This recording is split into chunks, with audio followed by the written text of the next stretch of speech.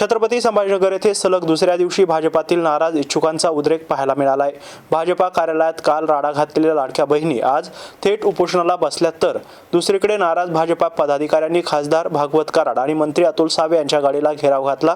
यावेळी त्यांच्या विरोधात तुफान घोषणाबाजी करण्यात आली। बुधवारी सकाळीच भाजपच्या नाराज पदाधिकाऱ्यांनी कार्यालयावर धडक दिली।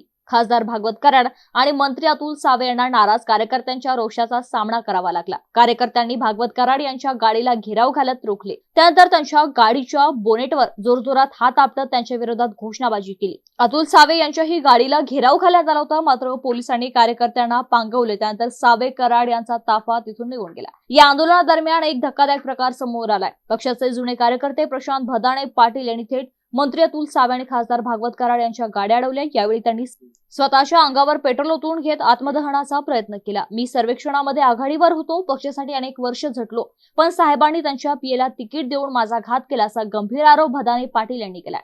उमेदवारी अर्ज मागे घेण्याच्या मुदतीपर्यंत हा वाद शांत होतो की बंडखोरी कायम राहते, याकडे आता संपूर्ण राजकीय वर्तुळाचं लक्ष लागलंय।